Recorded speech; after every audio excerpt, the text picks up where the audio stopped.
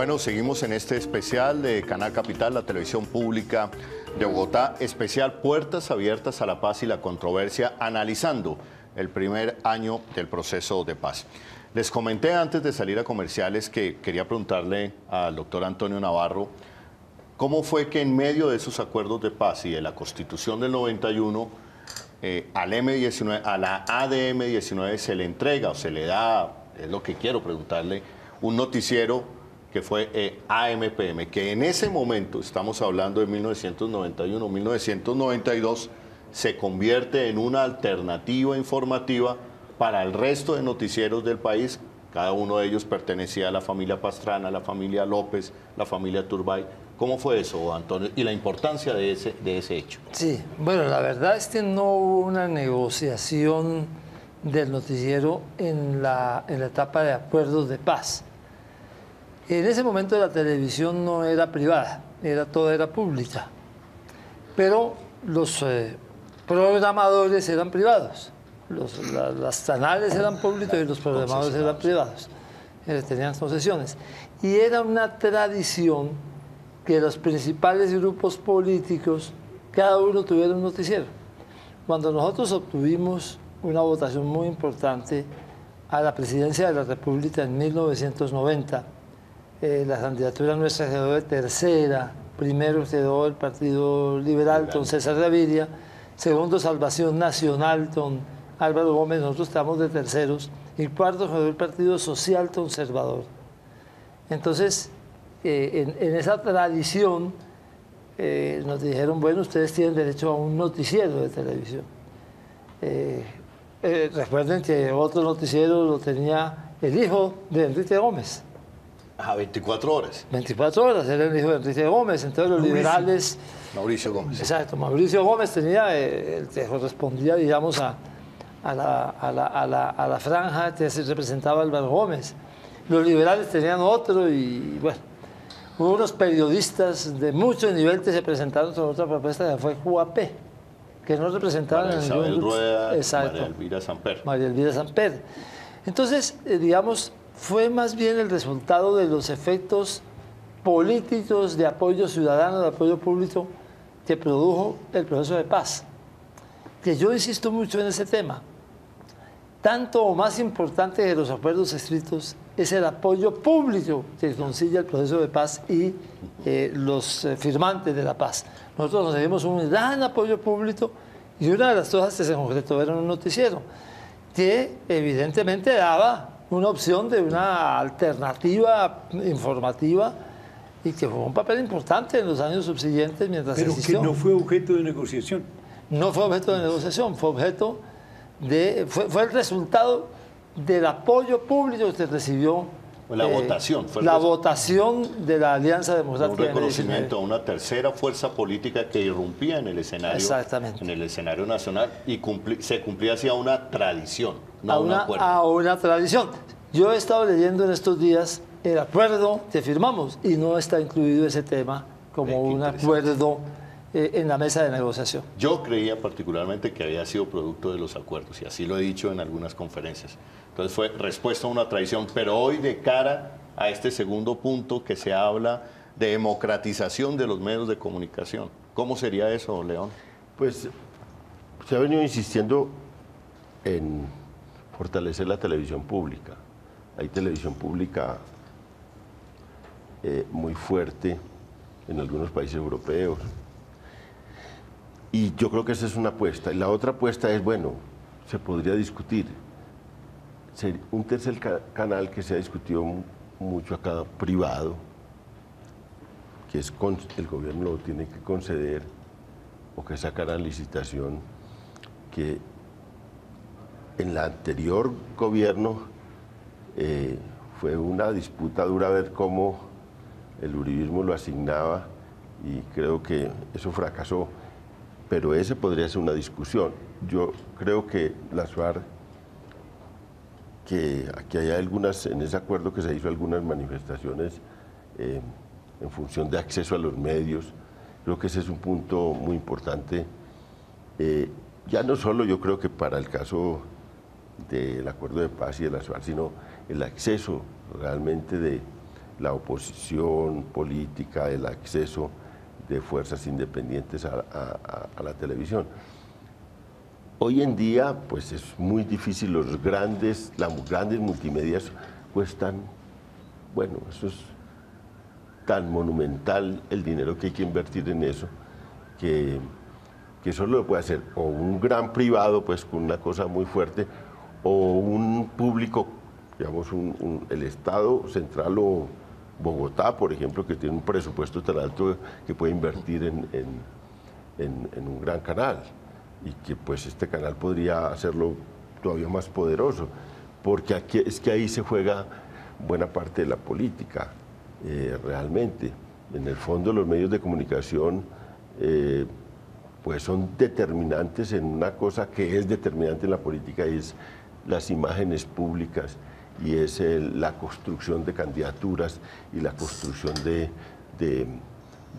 proyectos políticos. Eso es definitivo. Entonces, Aldo se ha avanzado en un terreno intermedio, León. Para las campañas presidenciales hay acceso gratuito a publicidad de todos los candidatos. Es un avance pequeño, pero existe. Y están los programas institucionales. El Congreso de la República, tanto la Cámara como la Cámara de Representantes como el Senado, tienen programas institucionales. Yo no sé qué es lo que habrán conversado en este terreno ya de manera más específica en La Habana, pero es probable que de pronto sean algún tipo de solución intermedia de esta naturaleza. Sí. Pero Antonio, pero usted dijo una cosa que va más allá. Está bien esos avances de cara a darle vocería a los partidos políticos, pero aquí, y usted lo mencionó, aquí se trata de promocionar, difundir, fortalecer los acuerdos que solamente se pueden fortalecer con la opinión pública si se les comunica, si se les dice, si se hace algo que ya los países que han pasado por eso nos han enseñado: pedagogía para la paz. Pero me parece que no hay que pensarla únicamente como pedagogía para la paz en un proceso como el que estamos viviendo. Ajá. Yo pienso que aquí seguimos concibiendo y viviendo la libertad de expresión, y la libertad de prensa es una de las modalidades de la libertad de expresión como un derecho individual. Estamos todavía en 1789, la Declaración de los Derechos del Hombre y del Ciudadano. En un Estado social de derecho, la libertad de prensa y de expresión tiene un sentido totalmente distinto. No es únicamente el derecho individual, que se conserva, pero es el derecho que tiene la sociedad de espacios para debatir. Y esos espacios están cerrados. De manera que una solicitud de esas es una solicitud elemental y que debe valer no únicamente para un tiempo de transición como este, sino para el posconflicto. Es decir, esa casi que es una deuda, no digo del constituyente, porque me parece que la libertad de prensa está bien consagrada en la Constitución de 1991, sino la materialización de la libertad de expresión y la libertad de prensa, como en esa dimensión social, no la hemos vivido todavía. No, y otra cosa, ese es un aspecto decisivo, pero más allá incluso de lo que es darle cabida, digamos, a discursos políticos distintos y a controversia, todo esto, es el darle voz y darle imagen a un país que no está representado en los medios. Si uno, ahora que estábamos discutiendo sobre el tema, bueno, el portal de las dos orillas, haciendo un examen de cómo se presenta en Semana, El Tiempo, Espectador, todos los portales importantes, y uno ve las noticias son casi las mismas, y a veces los mismos titulares, y los rostros son los mismos. Los protagonistas de las noticias son los mismos. Y bueno, ¿y qué? Se puede darle hay otras imágenes, otros protagonistas en las regiones, en los sectores populares, en los movimientos sociales, aún en el tema cultural. Bueno, hay un jet set que se manifiesta en todo esto, hay eventos sociales. Entonces decían, bueno, ¿por qué un evento social como es el cumpleaños están aquí los cumpleaños del mundo más conocido? Se puede, un cumpleaños de una niña en Ciudad Bolívar, se puede meter ahí un restaurante en un barrio popular que es importante Otras manifestaciones de tipo cultural se pueden estar ahí. La gente puede acceder a esos medios y escribir, puede mandar sus notas. Mira, yo quiero hacer esta observación. En los Estados Unidos hay una controversia muy importante. La libertad de prensa, la libertad de opinión, la libertad de pensamiento ha estado vinculado a la enmienda primera, que trata justamente de eso.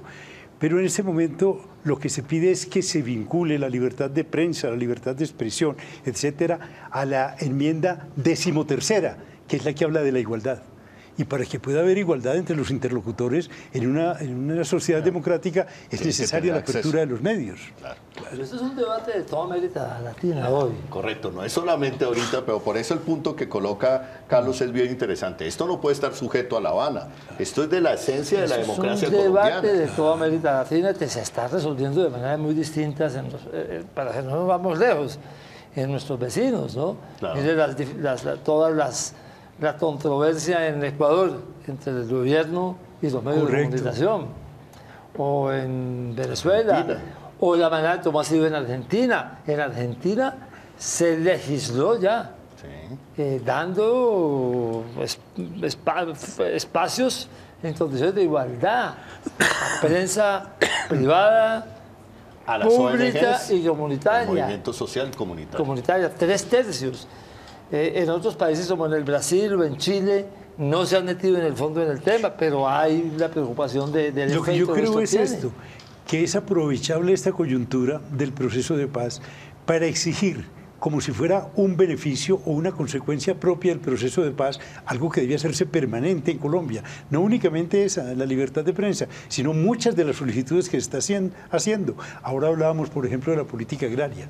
Es evidente que eso no es únicamente como parte del proceso de paz. Ni una exigencia de las FARC. Exacto. Es que una de las cosas impresionantes es que Colombia necesita que se empiece a discutir de paz para que traigan puntos que se olvidan en la agenda normal y vuelven y renacen ahí. No tienen, o tienen a veces poco que ver con la propia negociación o con la misma negociación, o no son motivo del conflicto armado, pero es motivo de todas las controversias en la sociedad colombiana. Entonces, esa es la potencia de un proceso de paz que pone otra vez a discutir muchas cosas a la sociedad. Y creo que eso es una cosa benéfica de un proceso de paz, y lo que hemos visto este año. El tema del agrario, como ese, estaba olvidado. Los viejitos que escribían sobre eso habían pasado, ya nadie los paraba bolas. Ahora todos los periodistas los llaman. No, y ahora ya tienen agenda todos los días. Es que hay gente que escribió libros hace 30 años y nunca los habían vuelto a parar bolas y volvieron a tener un protagonismo. A propósito de este comentario sobre la tierra, eso nos remite al primer punto de la agenda de 6. El primer punto de la agenda, lo que primero se puso en la mesa de La Habana, fue el tema agrario. Veamos esta nota de contexto que nos recuerda qué fue lo que pasó en torno al tema agrario en La Habana.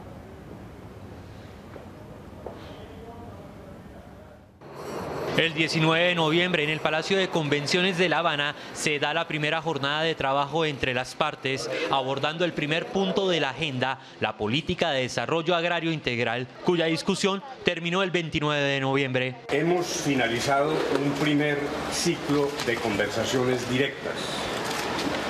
Puedo decir, tal como se refleja en los comunicados conjuntos, que hemos avanzado dentro de lo previsto.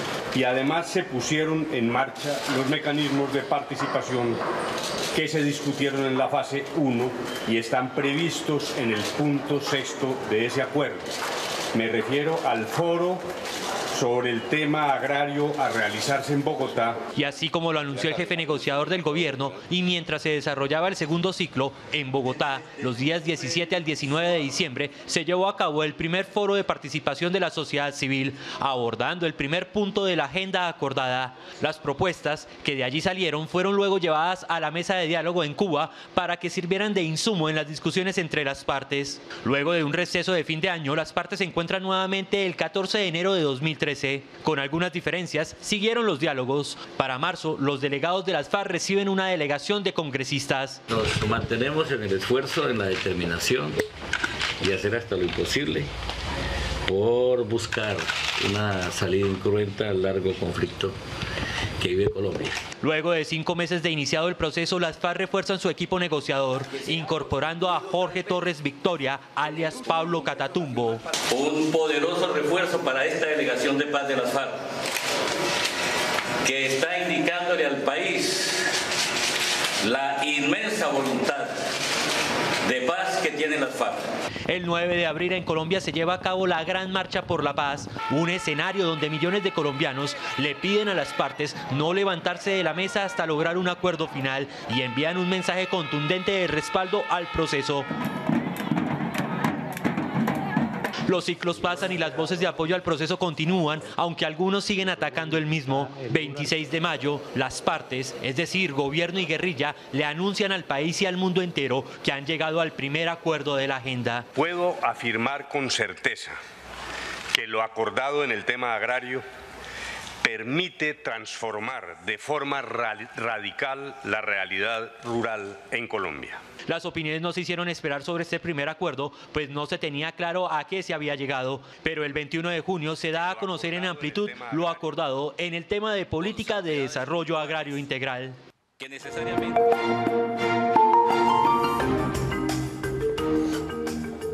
Bueno, este primer gran acuerdo sobre lo agrario, Antonio. Razonable también. Zonas de reserva campesina. Correcto. Que ya estaba planteado en la Constitución. Está planteado. Nosotros estamos haciendo un estudio sobre experiencias exitosas y sobre realidades de varios tipos de programas que están en zonas marginales.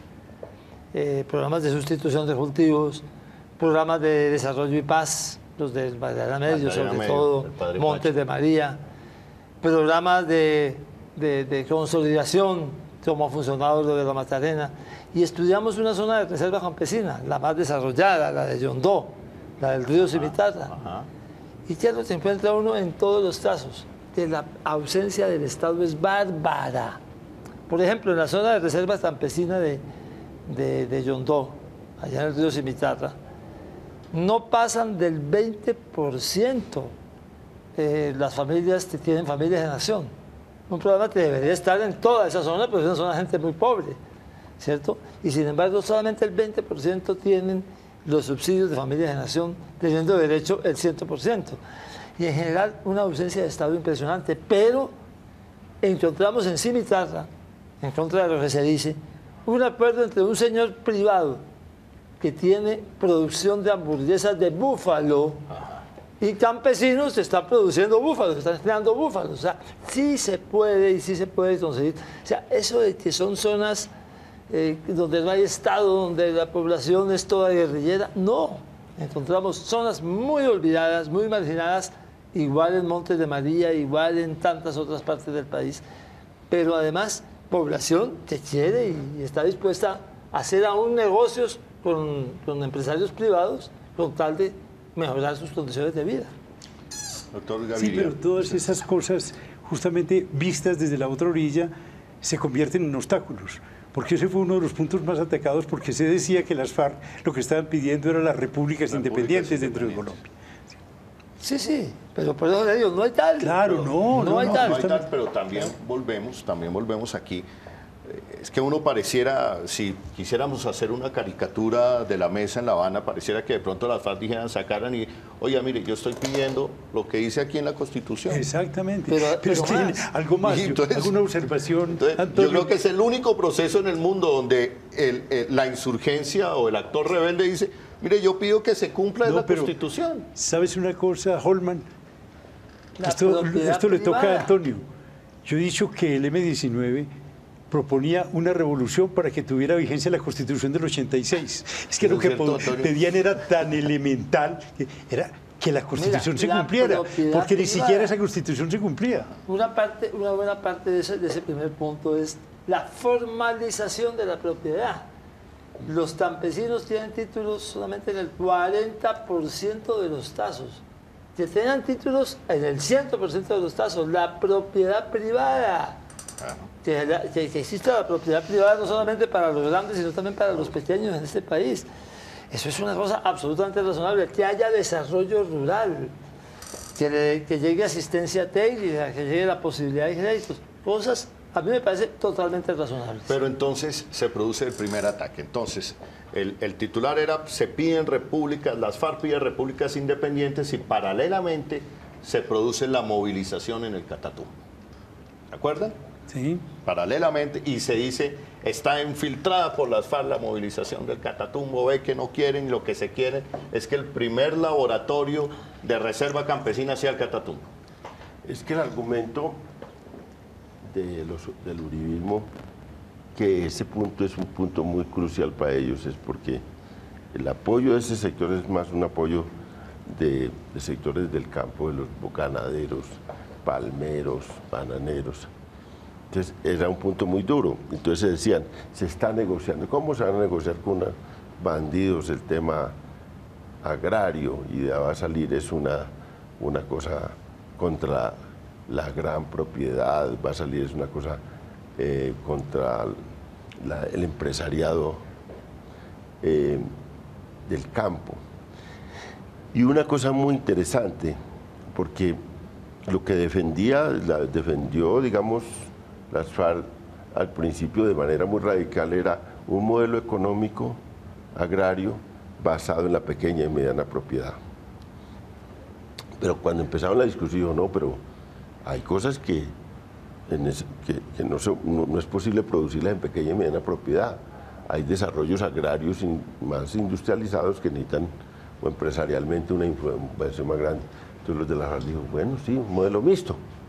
Y lo que quedó en el acuerdo es un eje del tema agrario es la pequeña y mediana producción campesina, hay que protegerla con una cosa que ha intentado siempre mostrar los grandes dueños de la tierra en Colombia, es que eso no es rentable. Entonces el Banco Mundial en los últimos años ha demostrado que es rentable. Los grandes estudios del campo dijeron, no es que la pequeña y mediana producción es rentable sí y solo si hay una adecuación del Estado y un apoyo del Estado a esa pequeña y mediana producción. Y también dijo las FARC, bueno, pues ya en este modelo mixto puede caber la otra gran desarrollo agrario basado en la gran empresa. Y entonces yo creo que ahí ya se llegaron a un punto de conciliación entre esas dos ideas, una idea modernizante de gran empresa, una idea de defensa de la pequeña y mediana producción campesina. Eso no satisface a los señores ganaderos. Es que los señores ganaderos tienen el 39% de la tierra en Colombia en una ganadería extensiva, improductiva, con bajo empleo y con alta contaminación del medio ambiente. Ese es el filo de la lucha de toda esa gente encabezada por José Félix Laforí, que sí está contra eso, porque entre otras cosas implica una variable que puede no ser muy fuerte, pero hay que hacer redistribución de tierra. Pero no si se celebra... no se está tojando eso en el acuerdo. Fíjate, por eso yo digo la redistribución de la tierra no se está tocando. Es más de avanzada. La ley de víctimas y de restitución que está proponiendo restituirle a quienes fueron despojadas 2.1 millones de hectáreas. Pero hacia allá iba Antonio. No está en el acuerdo ni siquiera redistribución de tierras, fíjate. No está. Es las áreas donde hoy hay campesinos que son colonos, que no tienen títulos, que están abandonados, que están marginados, que se incorporen al desarrollo. Pero no estamos trabajando en el tema de... Eso va a tratar de hacerlo ganando las elecciones. Cuando una fuerza alternativa gane las elecciones, tendrá que meterse en el tema de redistribución de tierras. Por eso yo digo, los acuerdos de La Habana son razonables. Totalmente elementales. Sí, y yo pienso que esa es la confianza que hemos ido ganando en que este proceso va a llegar a un buen puerto. Que no están pidiendo cosas imposibles. Decían, nos van a quitar la tierra, No, señor, a nadie le van a quitar nada. Le van a decir, los que tienen, pero los que están en la tierra van a tener títulos. En unas áreas se van a aplicar unas leyes, que son las zonas de reserva campesina, para que no haya grandes propietarios.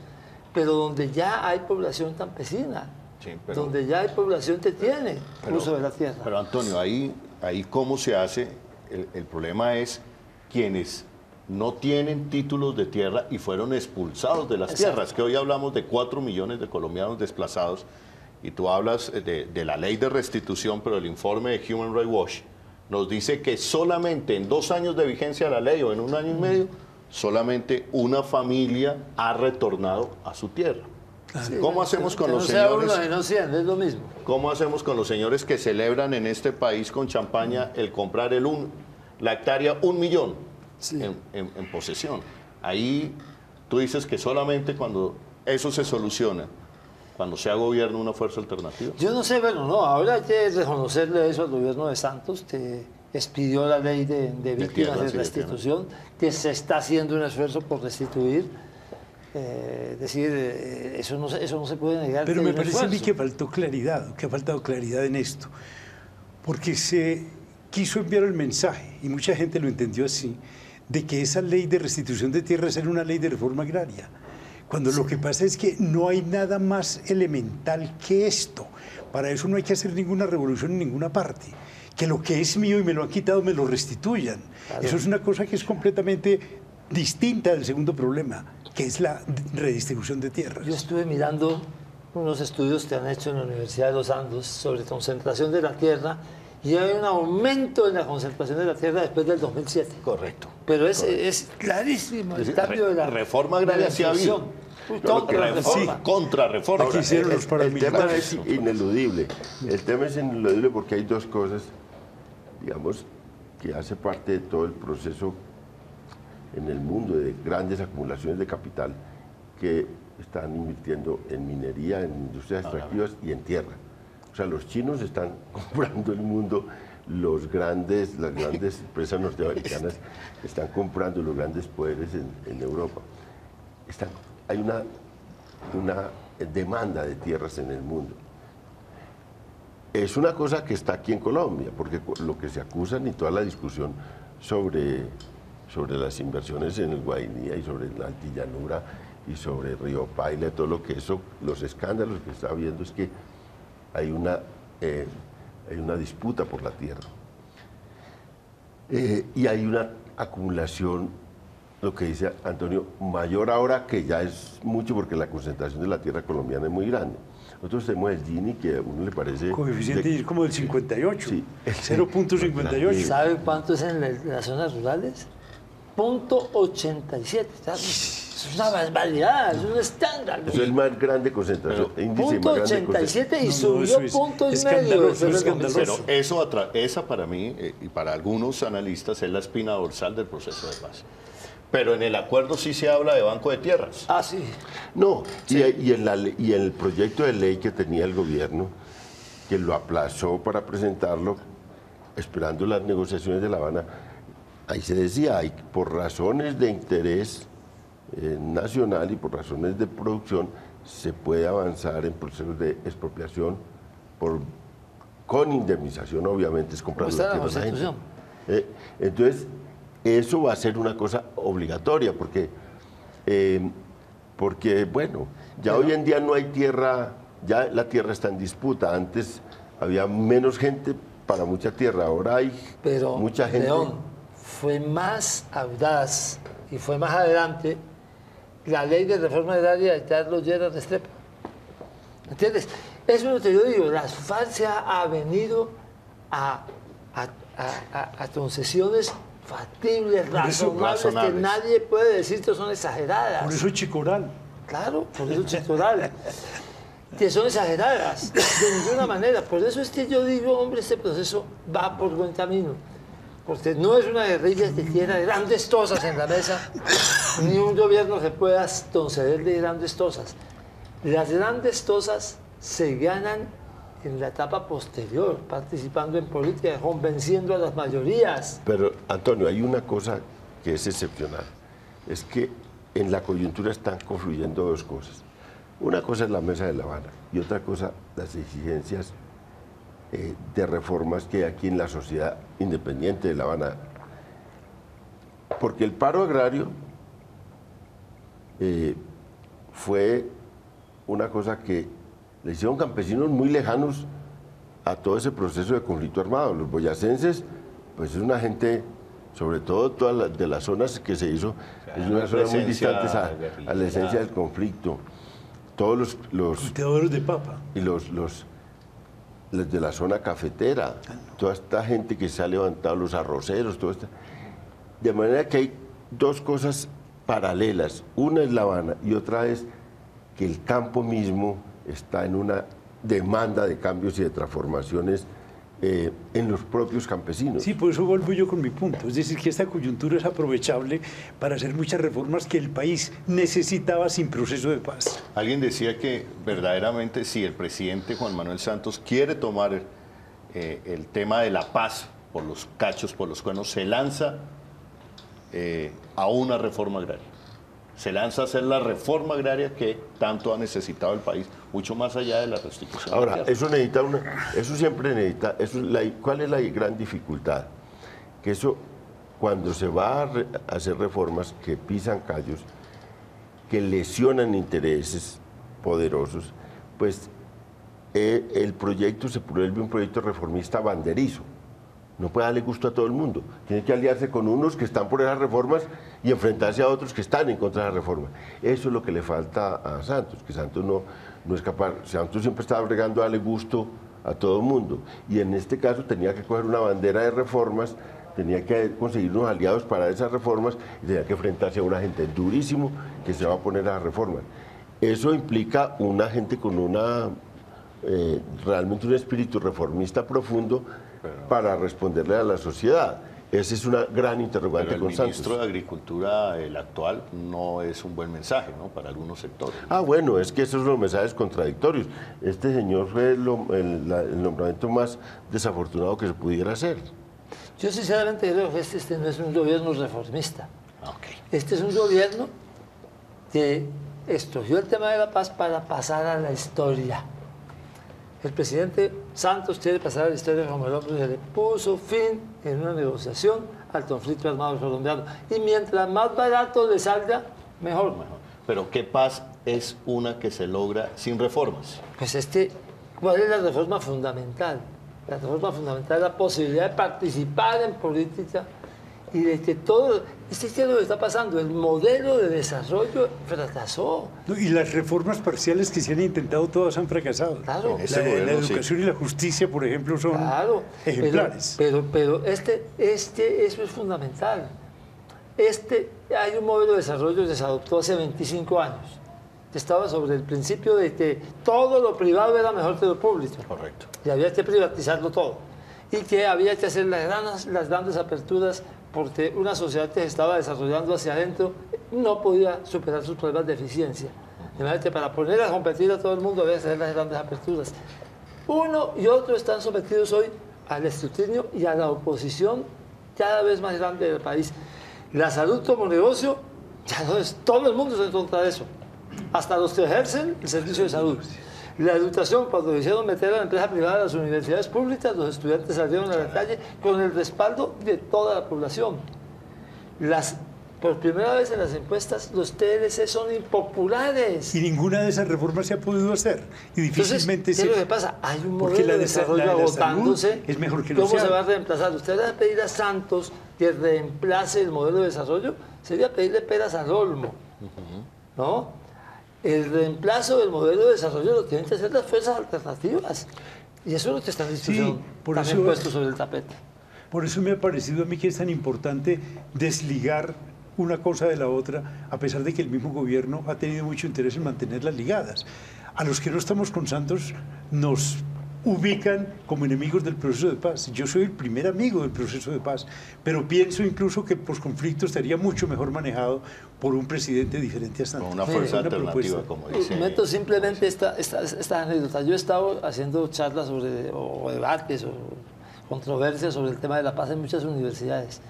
Y no hay universidad privada o pública, mucho más las privadas son significativas, donde cuando se dice, mire, yo el proceso de paz lo apoyo con toda energía, pero no voto por el presidente Santos y su reelección ni amarrado, inmediatamente hay una ovación. Con el ministro Terrillo al lado, me pasó en el externado. Con el doctor Serpa al lado, me pasó en la Universidad Libre. La gente entiende que una cosa es la paz y otra cosa otra es el proyecto de gobierno. El proyecto de gobierno. Okay, vamos, escúchame, León, me dicen que tenemos que ir a un pequeño corte de comerciales.